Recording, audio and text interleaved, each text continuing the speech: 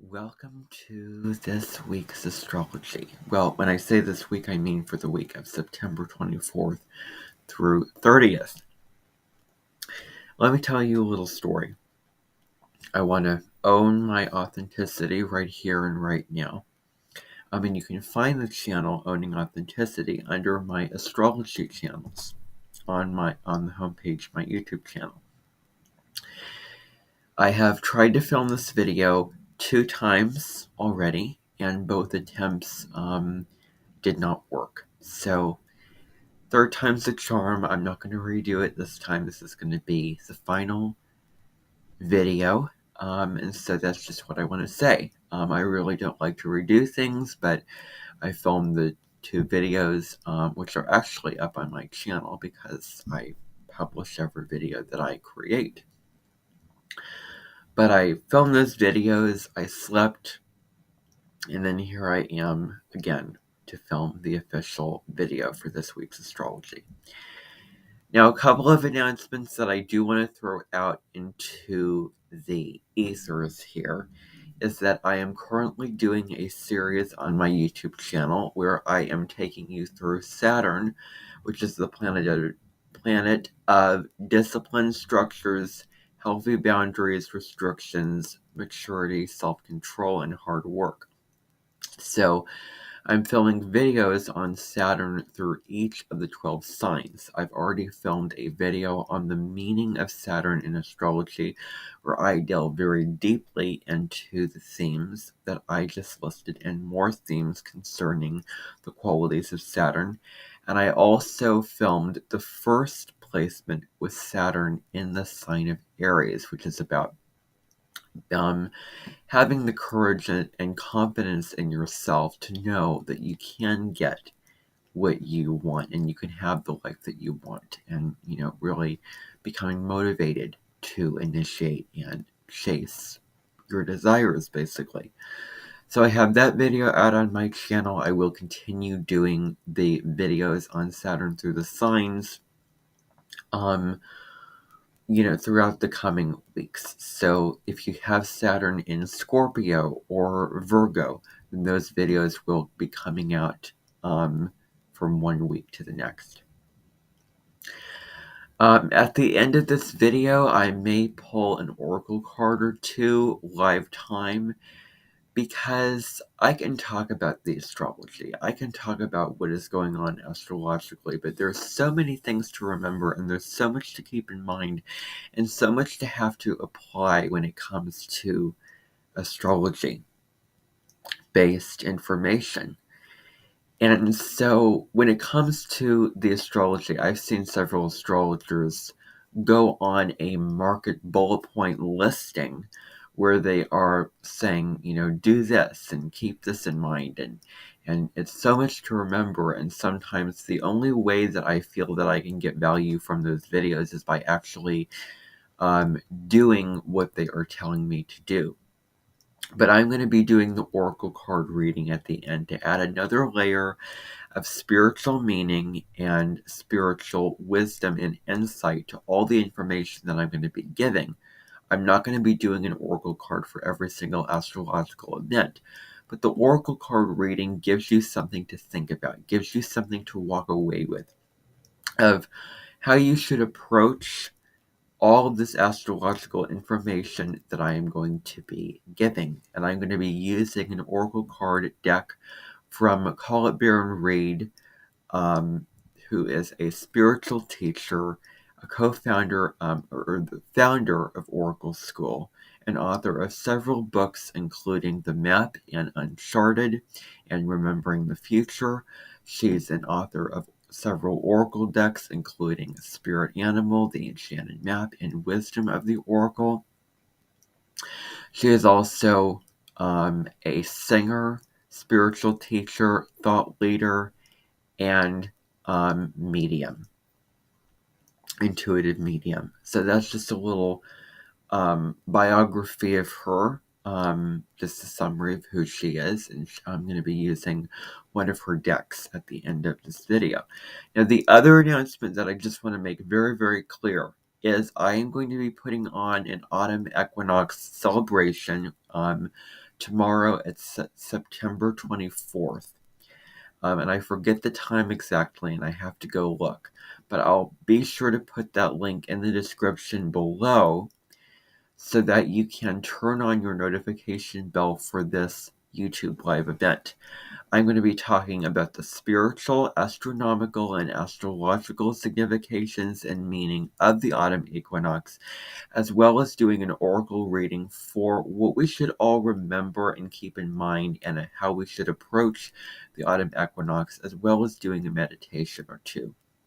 I'm very, very excited for this event, and I'm very excited to see you there, and be sure to hit the notification bell so that you get notified on when I will go live so that you can be part of this event.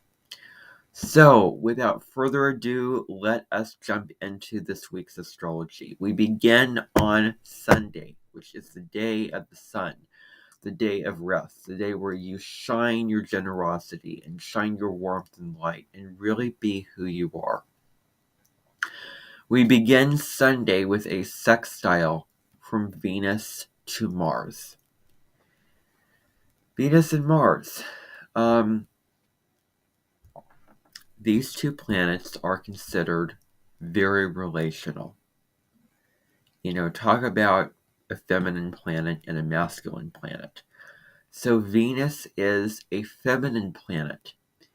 Venus rules what you love, what you find pleasurable, what you find enjoyable, the kind of relationships that are most valuable and attractive to you, and how you show up in that relationship. And what do you want to get out of relationships? What kind of relationships, define who you are? So, what do you look for in a given relationship? It's all related to Venus. And it also rules what your values are, and your inner sense of valuing yourself. If someone has a strong Venus in their natal chart, they have a very strong sense of self-worth.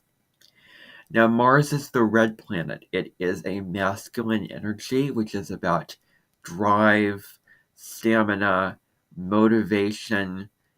It deals with you standing up for yourself and asserting yourself. It's also the planet of war. So Venus wants to harmonize, and it wants to, peace and love and harmony, and it wants to bring people together. Mars is a war planet, and it seeks to separate. It's me against you. It is me fighting for what I want and what I desire in this life. And it's really the drive that you have and the reason for getting out of bed in the morning and having the activation energy to move through your life. And the activation energy is what Mel Robbins talks a lot about. And Mars rules Aries, and so she has the Moon, Saturn, and North Node in the sign of Aries. And so she really talks about, the 5-second rule and how to move your life in a positive direction and do what you want to do even when you don't feel like it.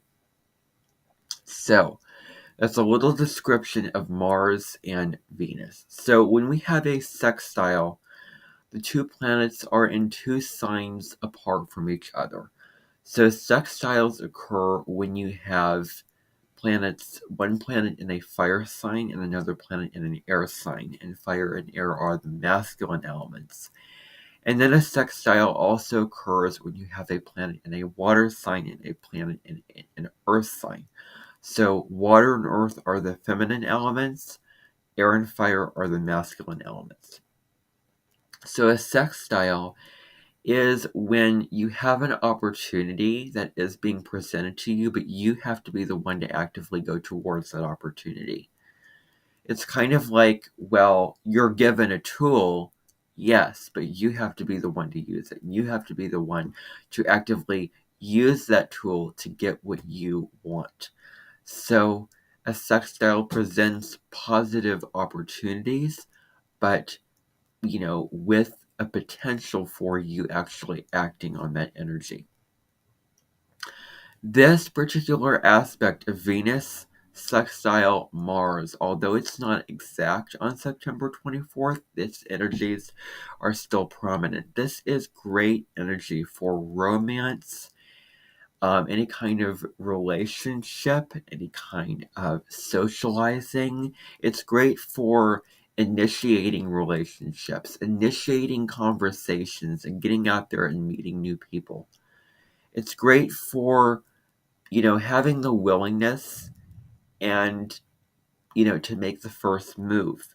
So maybe you meet somebody new, or you go after somebody, necessarily speaking, and you're very self-confident, and you believe in yourself, and you're very self-motivated, and you are strong in your sense of self, and you want to put yourself out there, and being extroverted and being willing to share your true thoughts and feelings and open yourself up to people. And yeah, so it's very extroverted energy here. So the other thing is that Mars always seeks a quest. It always seeks an adventure. It always seeks somewhere to move forward in your life. It wants stimulation of some kind. So this is great energy to have an adventure with a partner, whatever it may be. Going to a movie, going on a hike, playing a game of chess, or watching a movie, whatever adventure that you can share with somebody else, because Venus is a relationship energy. This is great energy for that. The other thing is that it can be great for chasing your creative visions and passions. So if you have, you want to paint, or you want to write a novel or something like that, it's great for achieving what you want to achieve when it comes to what you find pleasureful, or full of pleasure in your life. And it also presents a higher appetite for pleasure of any kind, whatever that may be. It can be sex, it can be food, it can be art, whatever it may be, and a more sensual appetite, and sensory-oriented appetite. So you may want to enjoy these pleasures and have these relationships and enjoy them in a very bold and assertive, determined, and strong way, where you're really enjoying the experience of being here on this earth in this physical body, doing all these things. Now, the other way that this energy can be used is if you are smoothing over the rough edges in relationships. So, if anyone wronged you, if anyone said or did anything wrong to you, and it's hard to forgive them, it's hard to give them slack. If there was a wedge that was driven in the relationship, if there was a difficult conversation that needed to be had, or if somebody did something wrong that hurt the other person. And this is a time to draw the olive branch. Make amends if you need to, and make peace, and, talk it out, and come together, reaching across the aisle and forgiving the other person. And forgiving is really about you saying, I'm over it, and I'm not going to carry this burden anymore, and I'm not going to hold on to this grudge or this wound. I'm going to let this go, and I'm going to move on. That's what forgiveness is. And so this is great for coming together and opening your heart to that person who wronged you, or being willing to open your heart in the way of facing the music and apologizing to them if you're the one at fault. And, really opening up to that other person. All right, so this is an aspect of getting out there. So very extroverted energy, as I said before. Now, on September 25th, the next day, we have a trine for Mercury and Jupiter. Now, I just want you to keep in mind that this is the third of 3 trines that Mercury has made to Jupiter over the course of the whole Mercury retrograde season. which started on August 3rd when Mercury hit 8 degrees of Virgo. Mercury then moved forward and is stationed to go direct or go retrograde on August 23rd at 21 degrees of Virgo. So between August 3rd and August 23rd, it trined Jupiter once, and then from August 23rd to September 15th, there was a time when Mercury trined Jupiter again. And so when Mercury trined Jupiter during the pre-shadow of the Mercury retrograde seasons, the pre-shadow meaning when Mercury was moving from the very first degree where it's going to station direct at to the degree that it's stationed retrograde at. So it's the first half of the Mercury retrograde season. So during that pre-shadow, Mercury trine Jupiter, which presented the philosophy and the spiritual understanding of life that we would discover and we would learn more about when Mercury would go retrograde. It presented the opportunity for for fun, for learning, all those kind of things like that.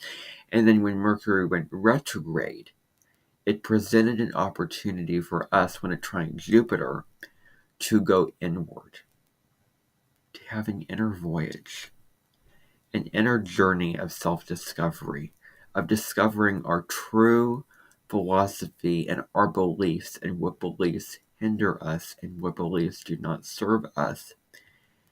And we were really looking inside ourselves during that time. And then now here we are. Mercury went direct on September 15th. It's then going to trine Mercury. It's then going to trine Jupiter again. Now we can take action and actually get out into the world. We have our philosophy, we have our beliefs. Now that we can learn and we can grow, we can do all these fun things now. We can get out there now that Mercury is direct. So Mercury is trine Jupiter. So this is an aspect. We have Mercury, which is the data collector, basically. It wants to collect information from its immediate environment. Mercury is the lower mind, towards the day-to-day things that you have to think about, the conversations that you have, and the interactions that you have, and communication. It rules over Gemini. And Jupiter is the much broader vision. We can zoom out and see life from a much broader lens, a much higher, more spiritual, more philosophical viewpoint. And so Jupiter seeks to grow, to expand. It rules higher learning. It rules having fun and making the most of this life. It rules higher wisdom. So Mercury rules knowledge, Jupiter rules wisdom. So this aspect is a great aspect for opening your mind to brand new perspectives. So, if somebody else has another perspective that is very different than yours, this is great energy for opening up to that, opening up to new ways of thinking, new information, new ideas, new philosophies of life to sort of, refine your own. So, viewing the world in new ways through learning new things that you may have not spent so much time learning. Maybe you want to learn something else. This would be great energy for learning new things. If there's something that you have on your bucket list that you want to learn, but you haven't gotten around to that, and you want to get out of rut of how you're currently engaging your mind and what you're currently learning, this is great energy for that. Now, the trine is a positive aspect between Mercury trine Jupiter. It brings out the positive, wonderful qualities of the two planets. And so learning especially about astrology and philosophy and religion and, learning about the inventions in the Dark Ages, whatever it may be. Then the other question for you to keep in mind is, are you teachable? Are you coachable? Are you humble and curious enough to learn new things? Or are you very dogmatic And are you stubbornly fixated on your point of view, on your beliefs? What is it, basically? So are you curious and are you open to learning new things? That's the question. And then you can also communicate from a place of wisdom and communicating philosophically. So you have your idea, you have your beliefs, and now you can share your ideas. Now you can act on what you want to act on from a place of I've done the meditation, I've done the introspection during Mercury retrograde, I've done the reflection, and so now it is time for me to actively go out there and seek this wisdom that I want to seek. So now we have September 26th and 27th. The moon is in Pisces during these couple of days. So the moon rules over our emotions, our instincts. It rules over our intuition. It rules over our deepest and our innate emotional needs that we are. It also rules over how we need to be nourished and how we nourish over other people. So whenever the moon is in Pisces, whenever, because once a month we get this opportunity for the moon to come back around to Pisces. Now, during this moon, it is an opportunity for us to be vulnerable. To be vulnerable. To really feel all of our feelings. To sit with them. To allow them to be there. To allow them a seat at the table. So, being open to expressing our feelings and feeling our feelings and being present with those feelings inside of us. And these feelings may be your more deeper unconscious emotions, because Pisces deals with the unconscious. It deals with your blind spot because it corresponds to 12th house in astrology.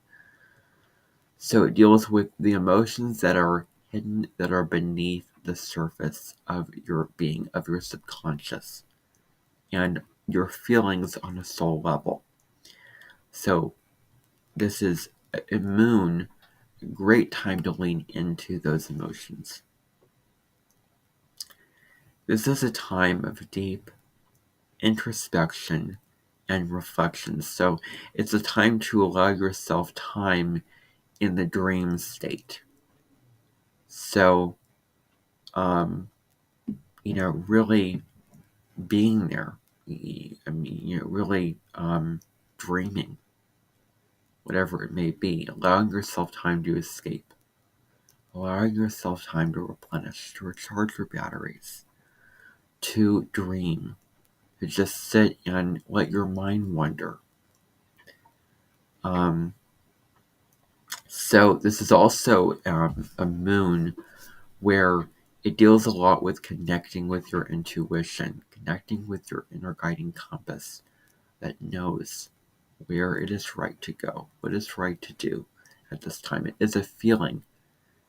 Your intuition is a feeling, and then we try to rationalize it and make it logically make sense in our mind.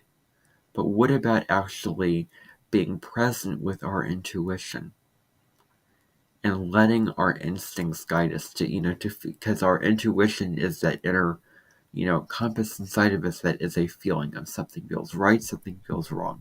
So leaning into that is also something that you can do during this moon. And then this is also a moon where it deals with leaning into compassion, leaning into unconditional love. When we recharge and when we take care of ourselves and when we close our eyes and take a breath and meditate and get grounded and centered and in our body, and we take care of ourselves and tap into love and peace and all those things, we can be more caring and more compassionate to others during this time. And then any activity involving water, maybe it's a sauna, maybe it is just something sensual like getting a massage, maybe it's taking a shower or taking a bath, whatever it is. really getting in touch with the water element, because Pisces is a water sign. Letting the water get on your body and really, allowing it to just get in your body and really being present and enjoying the sensual experience of water on your body as it cleanses and nourishes you in the way that it does. So this moon also can make people very highly sensitive and empathetic. So you must be careful and mindful of the information that you're taking in.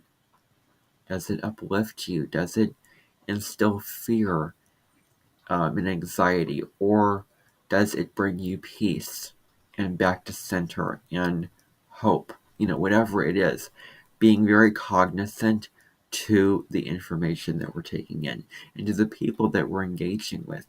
Do these people bring us peace and joy and love? Or do they drain us? Or do they make us angry or mad or sad? Or just, do we feel nourished by them or not?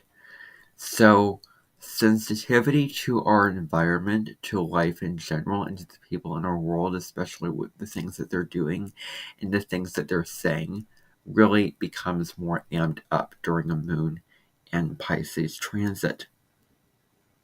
And so staying away from drugs and alcohol, is something, really, really huge with this placement. Allowing yourself to escape, but then coming back to the practical, logical reality of things. And escaping through music and dancing and art and books and those kind of things like that, but not drugs and alcohol. Alrighty, so I want to now switch gears and talk about the full moon in Aries. This full moon happens on September 29th, which is the Friday of next week. I want to make something very, very clear. So keep in mind that last spring we had a new moon in Aries at 0 degrees of Aries on March 21st. Then we had the full moon in Libra on April 5th, 6th of this year, which was my birthday time, by the way. And then we had a second new moon, which was a solar eclipse at 29 degrees of Aries on April 19th, 20th. Now we have the full moon in Aries now. So this full moon is not an eclipse, because the nodes of the moon, even though the north node is in Aries and south node in Libra, they're currently at 25 to 24 degrees of Aries and Libra. This full moon occurs at 6 degrees, with the sun opposing the moon in Aries and Libra. So the moon has to be at least at, the maximum length is 15 degrees away from where the north node or south node is for an eclipse to occur. And the sun has to either conjunct or oppose. It has to be either a full moon or a new moon for an eclipse to occur. So this is not an eclipse. It's not so much about the signs that the nodes are in. Just because the north node is in Aries and Libra does not mean that, every lunation is going to be an eclipse. Every lunation that occurs in Aries and Libra. And this has taken me some time to understand. So, for example, we had that new moon solar eclipse in Aries on April 19th, and the nodes were still in Taurus and Scorpio, but they were close enough away from that 29-degree eclipse in Aries, and the nodes were at 3 to 4 degrees of Aries, Taurus and Scorpio, and the nodes move retrograde. So there's going to be a partial solar eclipse on October 14th in Libra, and there's going to be a partial lunar eclipse, which is a last-ditch lunar eclipse in Taurus, which is going to be a full moon in Taurus. That's going to be on October 28th.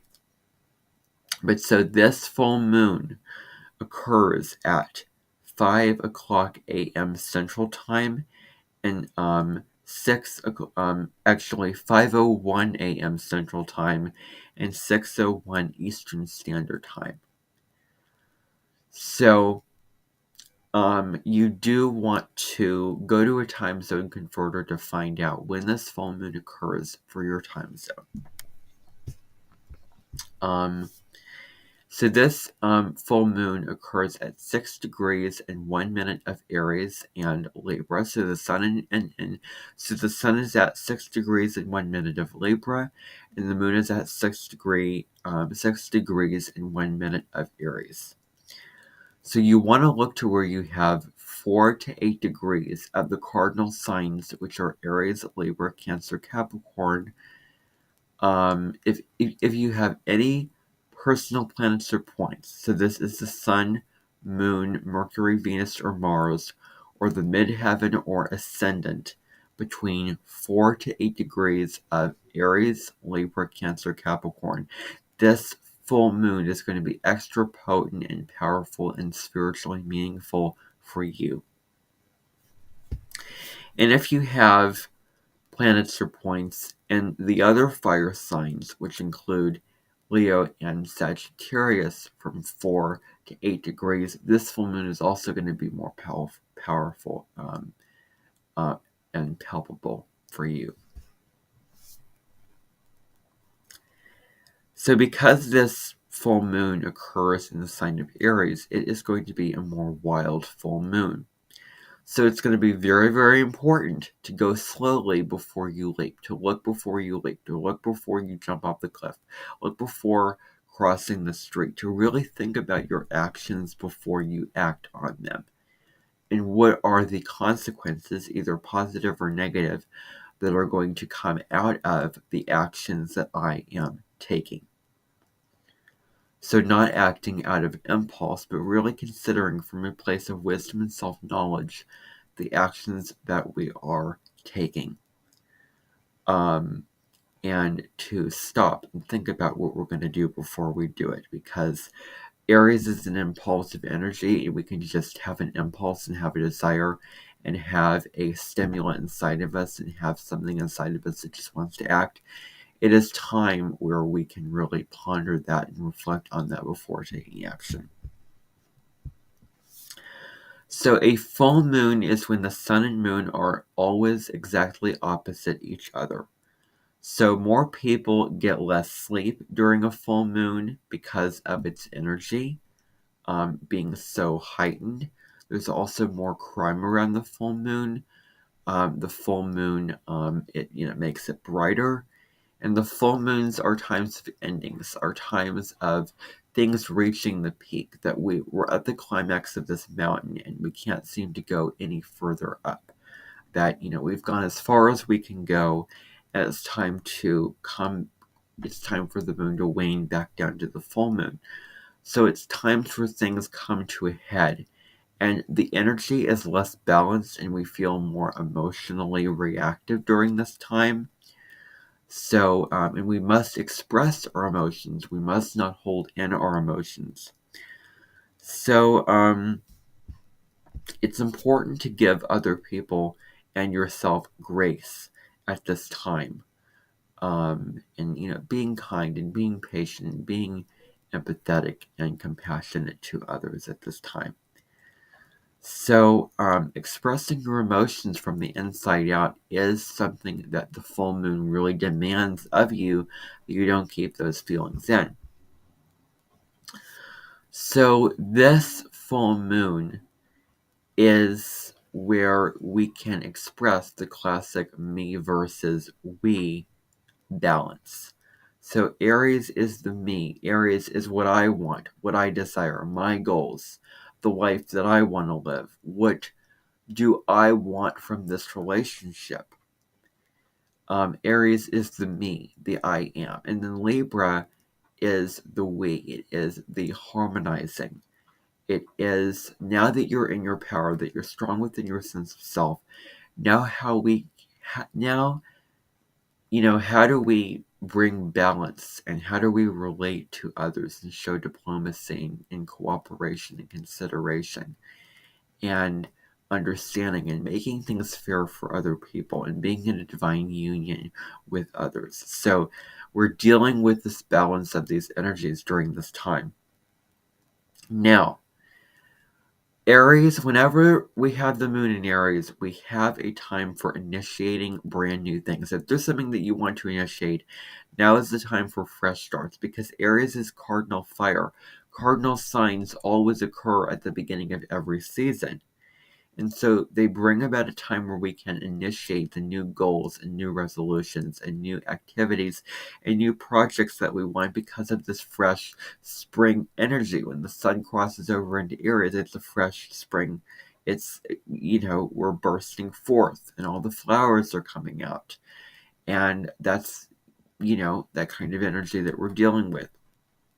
So starting afresh. While we are ending things and things are coming to light during this full moon, we can also initiate new things. So Aries just wants a fresh start. It, loves that feeling of starting fresh and initiating new things. So the courage to say yes to life, to get out there, to be bold, to be daring, to be very forthright and very direct in your approach of what you want in your life. So, taking the bull by the horns, and having a lot of boldness and determination for you and what you want out of life, and going at it with gusto. And so this moon in general, really invites us to take action. If there's something that we want changed, or if there's a negative habit pattern that we're wanting to break away from, or if there's something that we must let go that is not working for our authenticity anymore, or if there's something that we must initiate, now is the time to initiate it. And where we can look at where we haven't initiated it in the past. So we can take action towards that, and we can release stagnant energy, a procrastination of not taking action.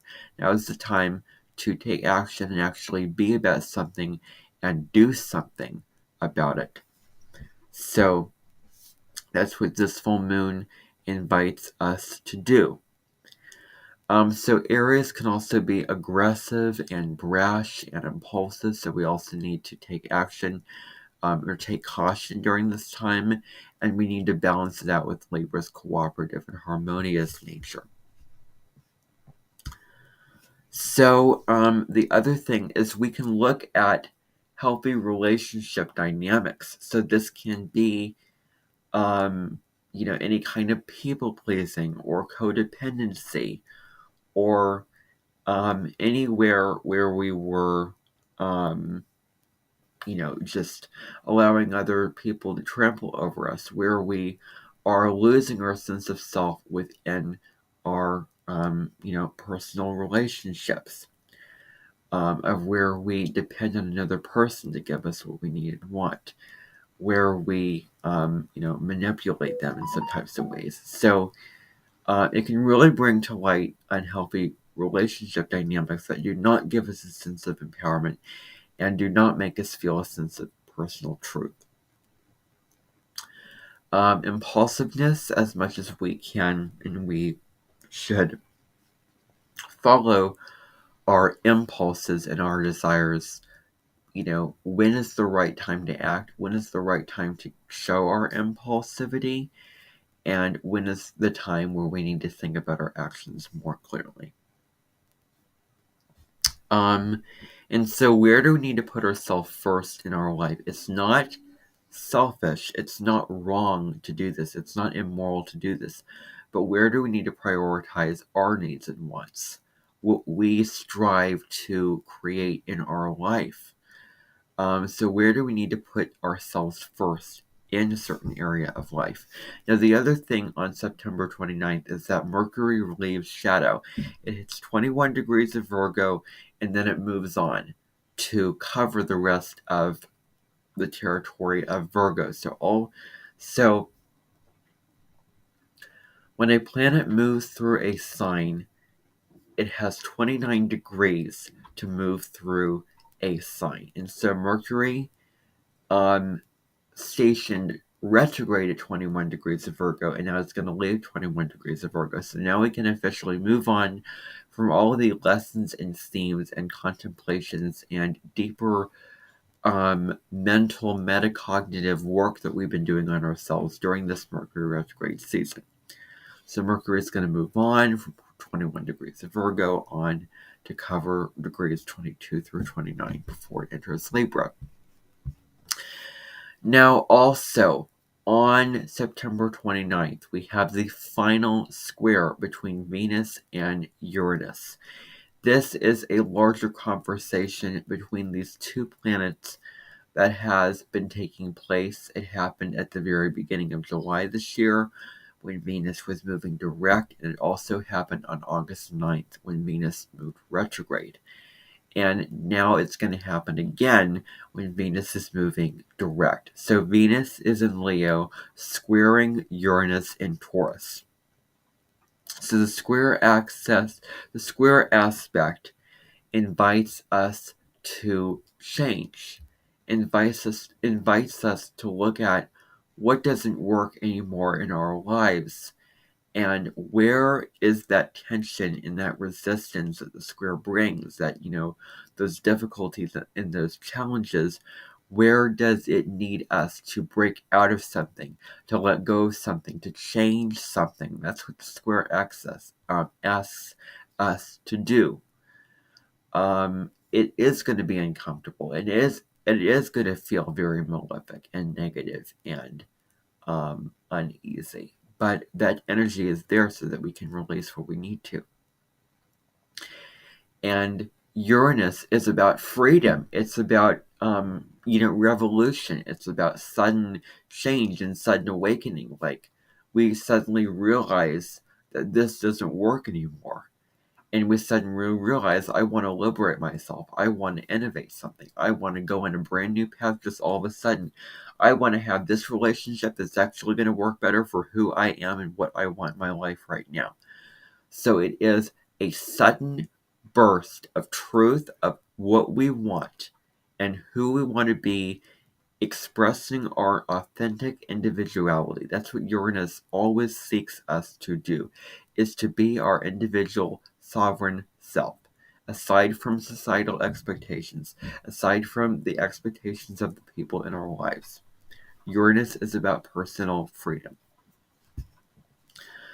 So, where do you need to have fresh air in your relationships? Opening up the blinds, opening up the windows in your relationships.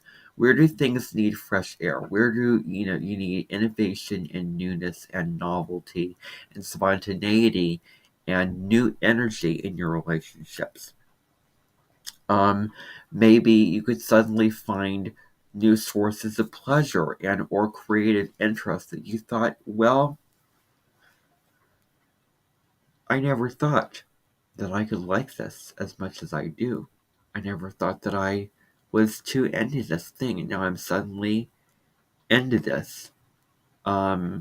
Whatever it may be, especially when it comes to what you value, clothes, food, all those kind of things like that.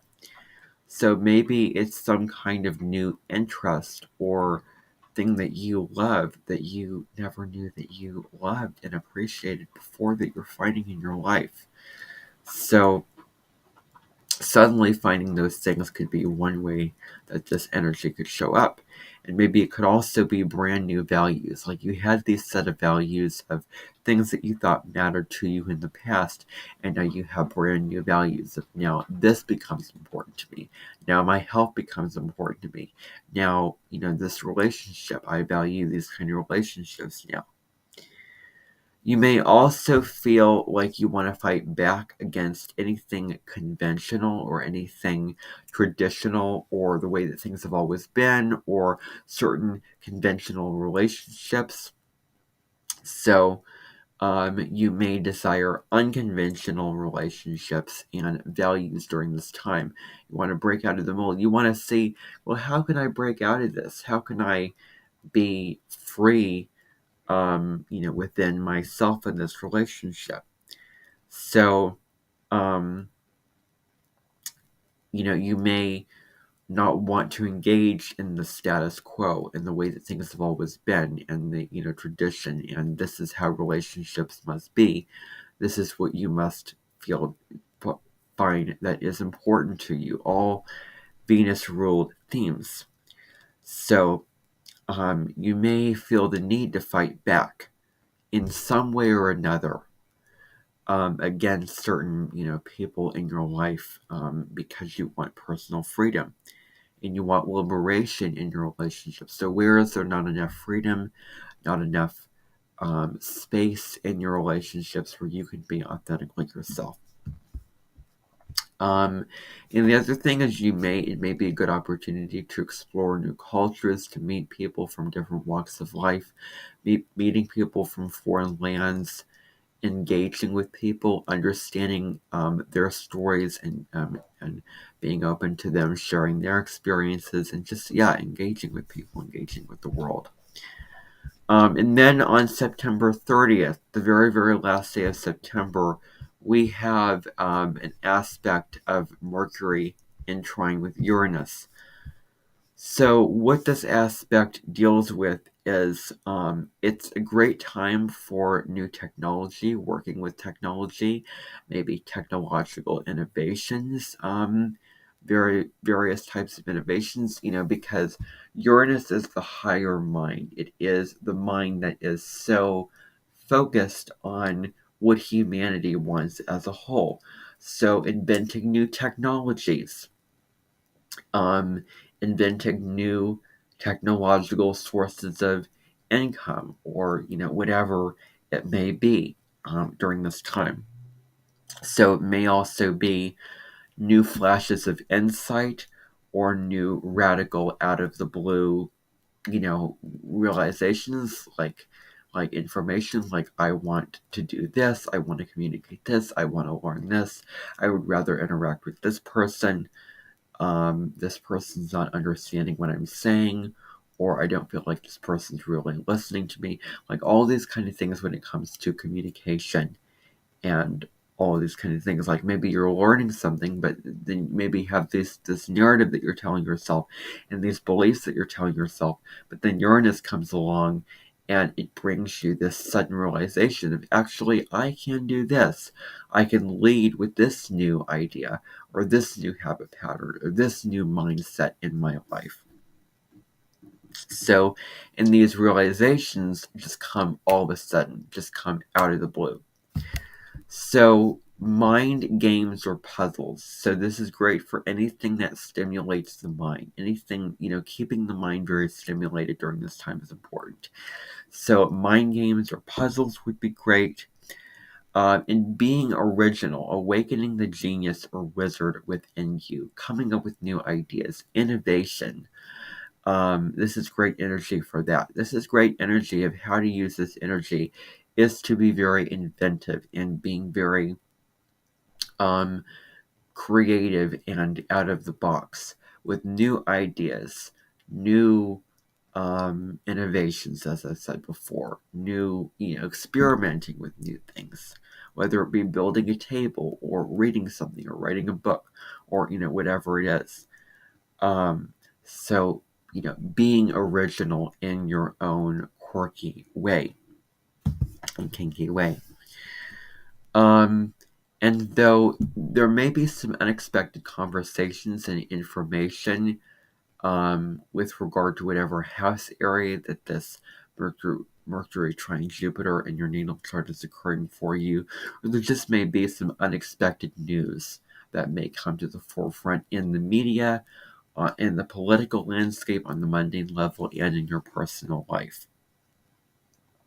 So this is great for breaking tradition, breaking certain ideas and philosophies of how things have always been. And you may feel the strong desire to go against authority during this time. So if anyone is putting you in a box, telling you to do this or that, or you feel limited and restricted by authority, then this is where you can liberate yourself. That's that much more. So, because it's really addressing your Uranian needs. I was reading about this aspect and it was speaking about your Uranian needs, which are your needs for you to be an individual, to try new things, to be free, have the room to breathe, have the room for self-discovery and exploration. And so the question is, do you feel the freedom to speak your mind and truth, to learn what you want to? Or do you feel like someone is boxing you in? This is what you must do. This is what you must learn. And this is what you must say. And you can only say these kind of things. You can't speak your truth. You can't think what you want to. You can't have, what, you can't, you're not entitled to your opinion. You can't talk with this person. You can't interact with the person. Like, all these things may come to the forefront during this trine of Mercury and Uranus. And so getting in flow with the now, like using modern technology, and adding certain modern pieces of technology that you may have shied away from, or you may not know about, or you may not be too familiar with and tempted to use, adding those pieces of modern technology to your repertoire. This is also a great aspect to open your mind to learning new things, to having a curious mind where you're open to learning and open to gaining and seeing multiple perspectives, learning about the different perspectives, learning about all these global issues, about all these kind of things like that, and getting your mind into what is going on in the world, and gaining information from multiple sources of info, and then putting it into your mind and consciousness. So it's a wonderful learning aspect, and it's a wonderful aspect to see things from a higher view, to have healthy detachment, to really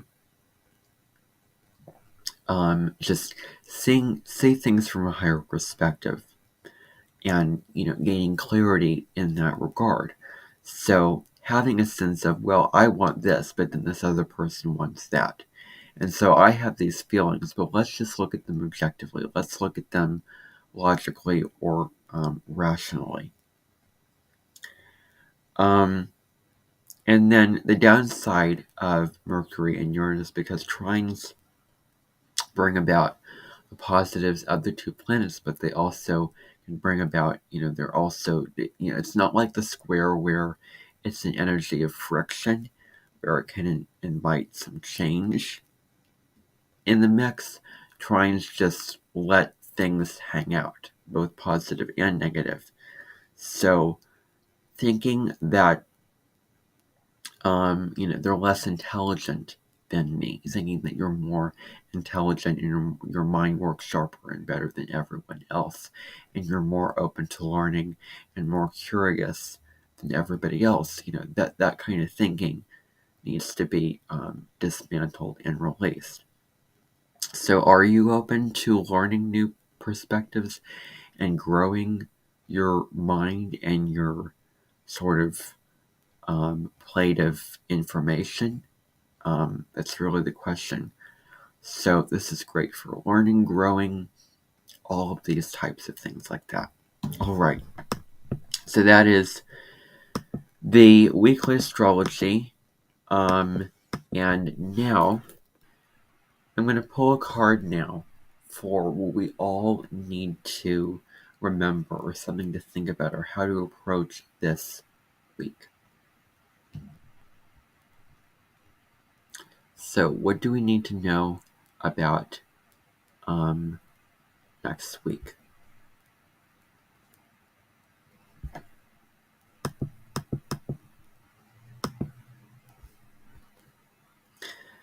So it says, the card that I pulled is from the Shaman's Dream Oracle by Colette Baron-Reed. Let me just share my screen here.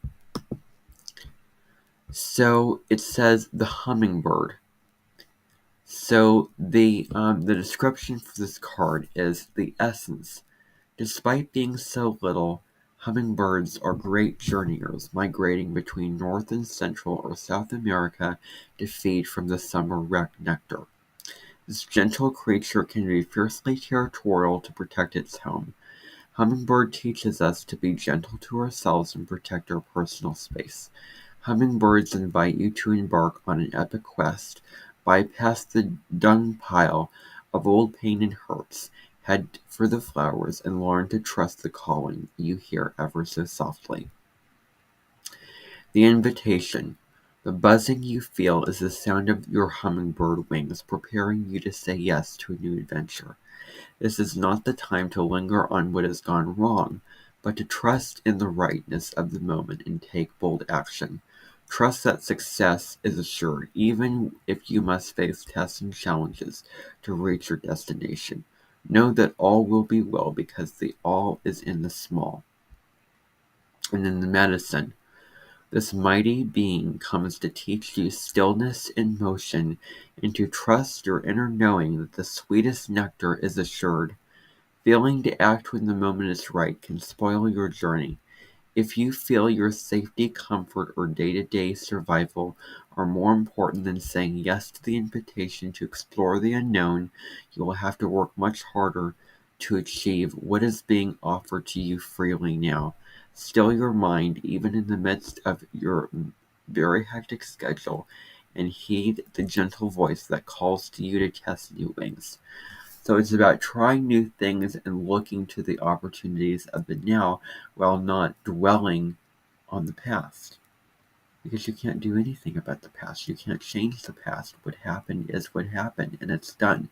Your power lies in the now. So that is a little mini oracle reading for this week. There'll be a more official one next week. And bye for now, everybody.